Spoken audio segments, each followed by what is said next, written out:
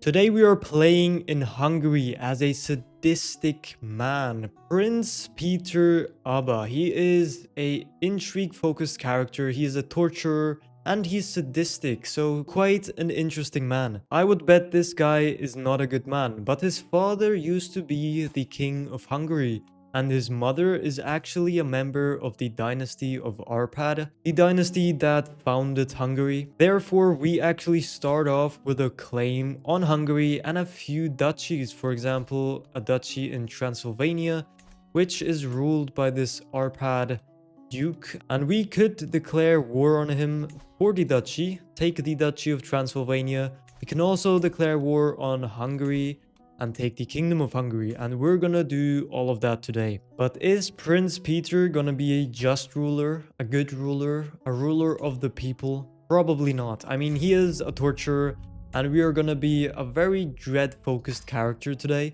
To start off, we do have to get a wife for our heir. This is our heir. He is humble, generous, brave.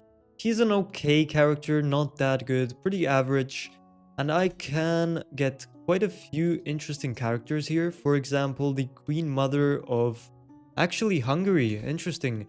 She is Rurikid. I was expecting the Kingdom of Ruthenia there. Then Queen Mother in Sweden. But what we want is the strongest alliance possible. We do actually have two sons. So you know what? I might actually take an alliance with Apulia here. With Robert the Fox. He is absolutely overpowered man-at-arms. You know what? For my player heir, I will pick up this genius woman right here, Swanhildis. She will do fine. Hopefully give us some really good heirs. And we also have a brother who is already married. Okay. So we have gotten one alliance. Oh, wait. We have a niece and we can actually use her for alliance power. These guys would be closer. So you know what? I will pick the Duchy of Nordgau. Let's do this. Yeah, that's gonna do fine. So we have gotten two alliances, two very strong ones. 2000 with this guy, and also, of course, Apulia. Now, we do actually start off in a very strong position. We have 4 counties and 1,000 men, and I will declare war on this man immediately. Now, we might actually be fighting the King of Hungary, but we should have more men than he does. So I'm gonna declare this war. Oh, we actually are fighting the Duke. Okay, so maybe they have changed that. So now we're fighting the Duke. I'm gonna call in our allies. Apulia, he is fighting a war and he wouldn't even join. And Nordgau actually... Oh no, we are in trouble. Okay, so I think I will have to try and sway these guys. Otherwise, we are in some serious trouble. Okay, I have hired some mercenaries here, so we might actually stand a chance. Let's go and attack him. Okay, yeah, those mercenaries are really good. There we go, we have just defeated them. Now, all we have to do is actually... Yes, just start sieging. That is gonna take 7 months, but we should be able to finish the siege. We are about to finish the capital siege, and then I'm gonna go attack them a second time. And we have gotten a daughter. Very nice. They are running away. We do have more men than they do, but we have a very bad commander. Thankfully, we do have our mercenaries. You know, I think we should be able to beat...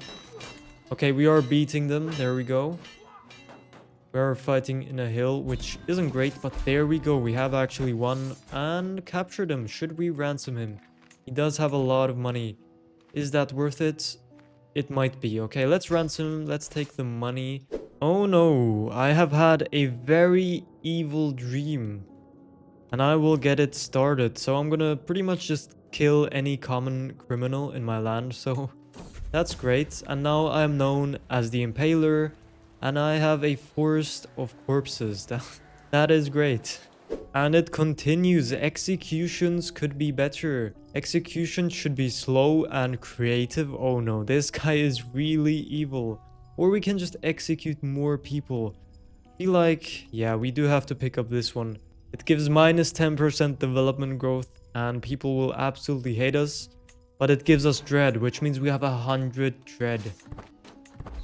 And there we go. We have finished the war and gained a bit of gold as well. We did have to pay some mercenaries there. But that is fine. I'm now the Duke of Transylvania. All these people are my vassals. And I do expect them to rebel against me. But let's see if I can actually survive against them. Wait, what is this? The Pope wants us to leave our faction. I have made a faction against our liege that wants to put me on the throne of Hungary. And the Pope is sending us a letter to leave the faction. So Pope Alexander will lose 10 opinion if we do not leave the faction. Okay, well, Pope, I don't think you understand what kind of man I am.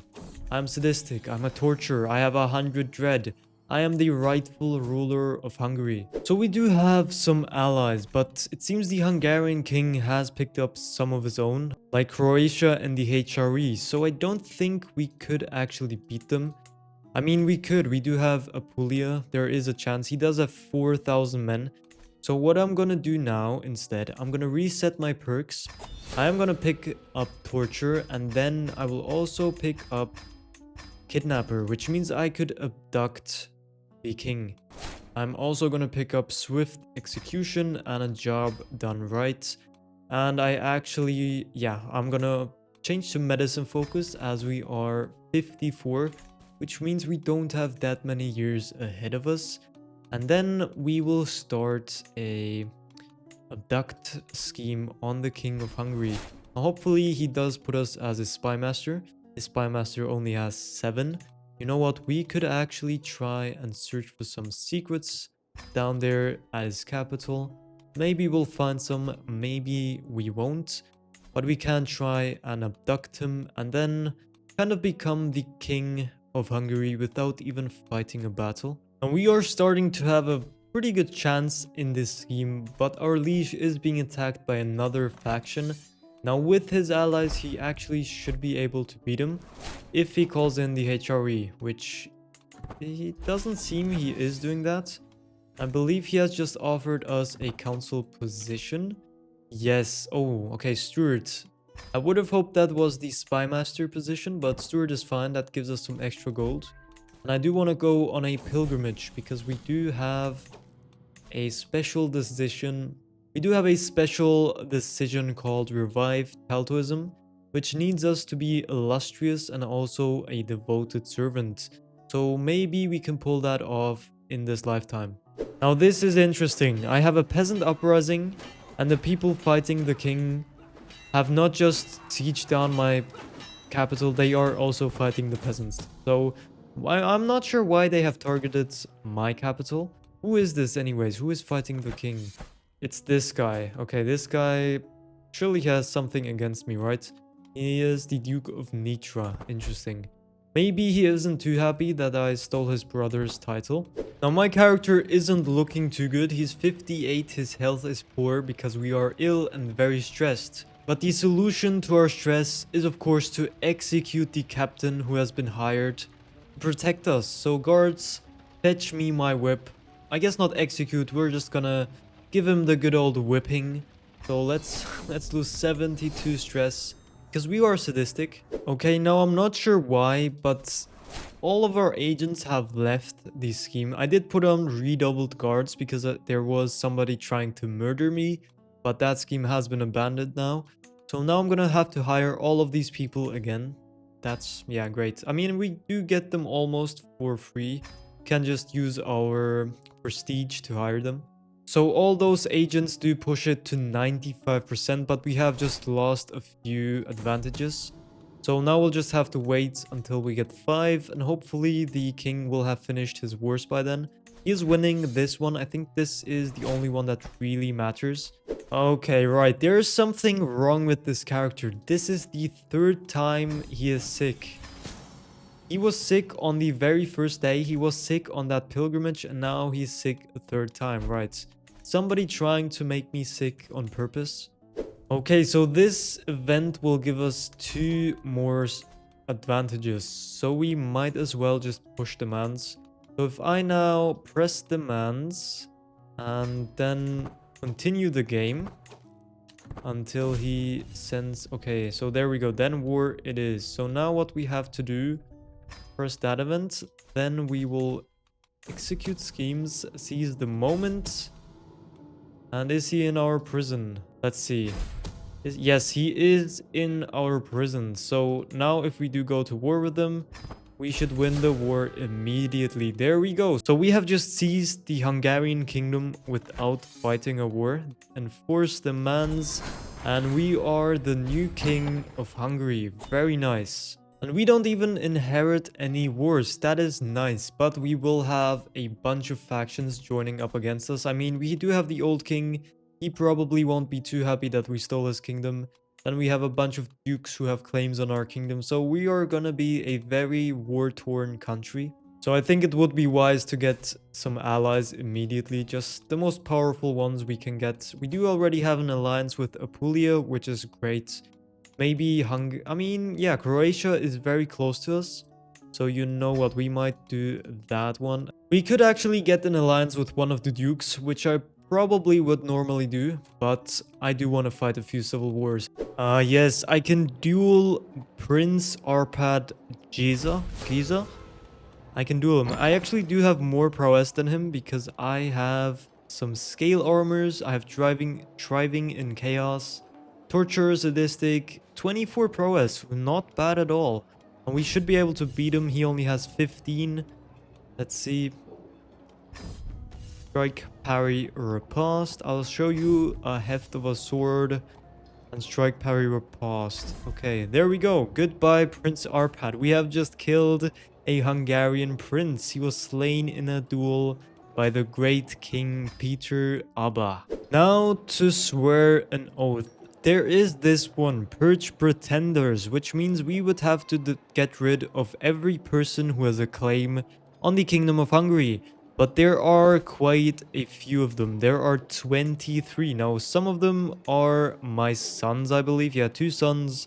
But the rest are members of the House Arpad and Bremislid. So I might have to imprison them. Now, I do think there is too many of them. I mean, we could try and abduct all of them. But I don't think it would work in our favor. I mean, if we try and imprison, for example, this guy... 26% chance, and then everybody would hate us if we do execute him, but I don't mind that. But you know what, I will try it. I will try and get rid of every single person who has a claim on the Hungarian throne. So let's take the oath to purge all the pretenders. There is a chance that this man accepts, so let's imprison him. And let's try to see if he would actually accept. And he has accepted. Now that he is in our prison, we can either negotiate release and renounce his claims, or we can execute them. Now this will gain us dread and we will lose stress. But we already have 100 dread, but I'm gonna do it anyways, let's be honest. Let's behead this man. And he is one of many. We have 20 more. Do I actually have to kill my own brother for this? I'm not sure, because my brother does have a claim. He is 55, so he might die on his own. But let's see. Let's try and imprison all of these people. A 4-year-old girl. Let's imprison her. Actually, let's just try and imprison every single person. And will she accept? She is 4. Okay. I do feel bad about this. She is a 4-year-old. She has done nothing wrong. Oh, her father was actually the old king. She is a threat to our throne, so let's behead her as well. And then her sister next. Let's see, let's imprison her as well. And she also accepts. Okay, so let's execute her as well. A 6-year-old. Oh no, this is not going good. Okay, and then Prince David. Let's try and imprison him. 68%. Oh yeah, people are absolutely terrified. We are still holding the coronation, but we're also just executing everybody who has a claim on the Hungarian throne. So this guy has been executed now. His 2 sons have inherited titles. So let's imprison them. Let's actually see if anybody rebels against us. Okay, he actually has declined, which means we are now at war with him. And that is a lot of vassals. 12,000 men.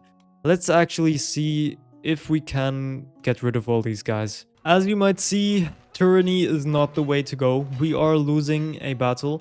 We don't have the best men-at-arms. We also don't have the best counties, the best holdings, and we have just absolutely lost all of our men.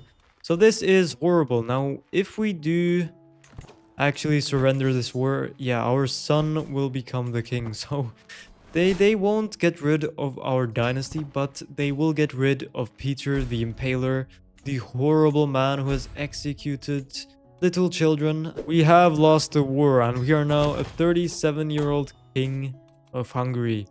And people, do they hate us because of our father? I think they do. House relations, yeah, -30 from house relations. Now that was a short reign, but we definitely did some damage. We executed 5 people in like, what, 2 or 3 years? Let's check.